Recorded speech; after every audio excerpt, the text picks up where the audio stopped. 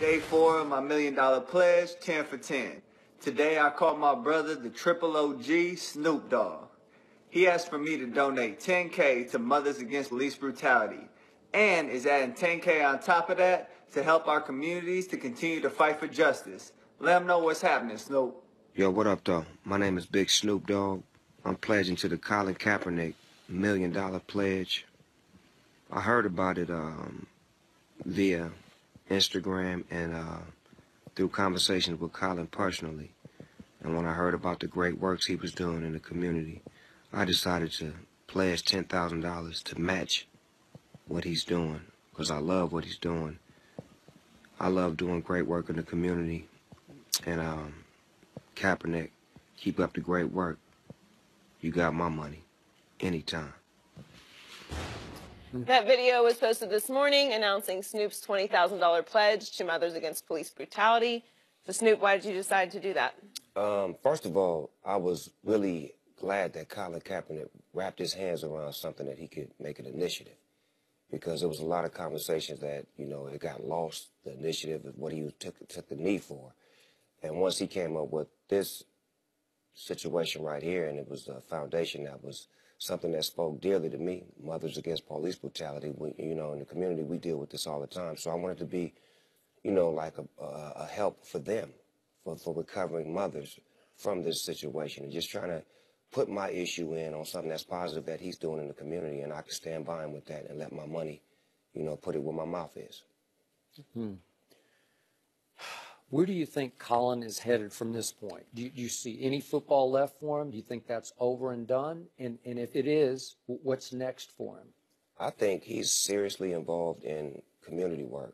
This has taken him back to probably to the beginning of what he wanted to be in life.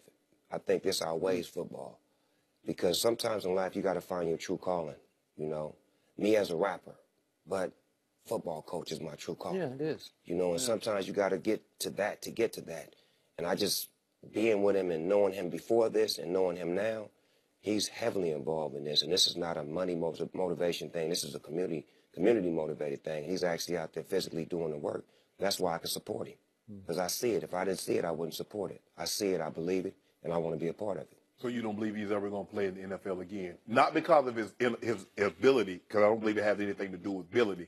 You just believe the stance that he took and how volatile it was and how people perceived what he was doing as a disrespect to a flag, to the anthem, to the military. You think that outweighs his ability to play quarterback in the NFL? I think that outweighs it. I think he's blackballed, and I think his mind isn't on football anymore. So all of those things have to fall into equation, because he's not focused on a playbook. He's not focused on reading coverages. He's focused on the community. He's focused on what's going on every day in these communities, and that's outweighing the football mentality that he had, which makes it easier for the league to blackball him and continue to not give him a job, which he's walking away from peacefully. He's not signing or making any grievances that I know of, which he could. He could have a real big grievance right now that he could really get a whole lot of money. I watched that Esquire movie with Denzel that showed me a few things about the law, that he could really have a real case right now, but he's not pursuing that. He's doing community work, which I respect him for that, because we don't go to court when we're from the streets. Good for We hold him. court in the streets. I hear you. All right, let's go back to the playing field. What was your takeaway from the New England win yesterday? Referees, I mean, nah, man, Belichick, Brady, they the greatest to ever do it, man. I can't even front, man. When Jacksonville was up, I think it was 14-3, and me and my homies, we was watching, we was like, they need to at least get a field goal before the half. And they didn't. Nope. And they let Tom Terrific do what he do, and the whole momentum changed, and you could just feel it just shifting and shifting and shifting. And once you give Brady a shot at picking apart the best defense, the defense got tired, the mismatches started to become exposed, and there you have it. It's like the veteran team outweighs the rookie team. They were so excited, but they didn't realize you hold that down in the fourth quarter, because you're going to run out of gas, young man. You're running too fast. And they ran out of gas. And I think, in my mind, if they'd have had Eli Manning, they'd have won it. Yep, you're probably That's right. just hindsight. Are you surprised that down the stretch how poorly the defense played? Considering what they have on that side of the football, you would think in a situation like this, you want your defense on the field. You're a defensive-based football team. You want that unit on the field to close at home. Say, Tom, Not today. Yeah, but remember, the offense couldn't pull away. They had a little distance. They just needed to get a little bit more. Got conservative. Exactly. Playing soft. When you could have been going back to Mercedes, you know, mixing it up a little bit, going up the field. Marquise Lee and them guys was getting separation. It was happening.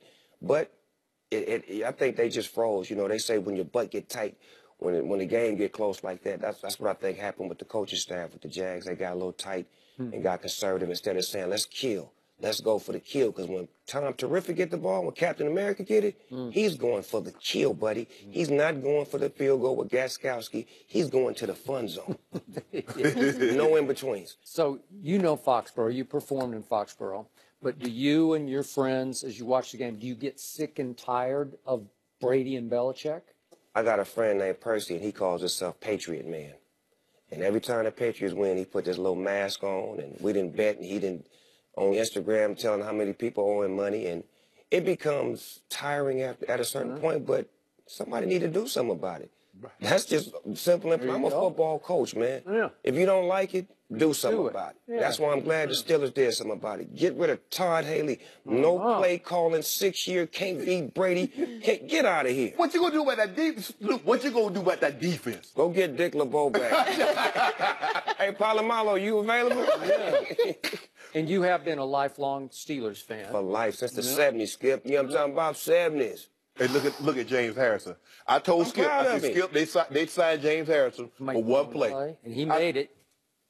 Y'all had the man on the bench, had the man on ice, Snoop. But when he put up things on Instagram, I'm one of the guys that likes his pictures. Yeah. I DM'd him. I said, "Lil bro, I'm proud of you. I'm happy for you. Take care of your family. Go to work." See, because he was an appliance that wasn't being used. Right. Belichick seen that appliance and said, "Okay, well, we don't need about 3 or 4 plays up out of him. We need one against Jacksonville, delivered, and we're gonna need one against the Eagles, and he's gonna deliver because he's that professional that knows how to beat this guy. He's gonna either beat him with quickness, overpower him, or either gonna do some type of move that he ain't never seen before." So how much do you hold Mike Tomlin responsible for what hasn't happened with the Steelers? You got to hold him at least 70% because he's the head coach. Yep. You give him 70%, and then the rest of the staff on down the line. You know, you got to D coordinator, that's your responsibility. O coordinator, that's your responsibility. And Tom is the kind of coach that gives them the room to breathe. I don't see him all in their ear telling them do this, or do that. He's not that kind of a coach. Might need to start there. I think so. I think that's what he needs to be more instrumental, because he's instrumental with the players. And I feel if he was instrumental with the coaches, then the message would get relayed, because they respect him on his time. Yeah. But I don't know if they respected OC and that DC. And that was apparent with Ben and Todd having their disputes, and it just was too much going on with all that talent out there. Let Ben do what he do, man. Todd, you're supposed to assist him, not get in his way. Well, hold on. What about all this? Keith Butler, the defensive coordinator, started talking about the Patriots in March and how they played too much zone. And if you think about it, all they were talking about, oh, New England, like these other teams were just going to get out of their way and let there be a rematch of last year's AFC Conference Championship. Do you think they were talking too much and weren't focused on the game in front of them and were looking too far down the road? Yeah, because the Jags is real. You know, you got to get them there. They're a real team on both sides of the ball. And I think that they disrespected the Jags by asking for the rematch and then not playing great football when the Jags came to town for the second time. That is not easy to do, to win in Heinz Field 2 times with a team like team that we had, with the quarterback that we had, with the running back, the receivers. So it is what it is. I give respect to the Jags. I lost a lot of money that game. I lost a lot of respect. But I want to say that the Jags defense and Mercedes Lewis from Long Beach Poly High School, y'all did y'all thing, man. I appreciate these, honey. I appreciate these, thank honey. you so much for But next time, come with them guests. creams. Them I got you, dog. Okay. You gonna fire him up now? Yeah, stop, Skip. You got your extra goodies too. Yeah, I got you. Yeah, don't start no mess on that. Exactly. Be sure to check out family Coach show. Snoop on Netflix February 2nd. Snoop, thanks for joining us. Thank y'all for having me. Is Appreciate Ty it. Lue on his way out in Cleveland? We'll discuss that next. And I won't back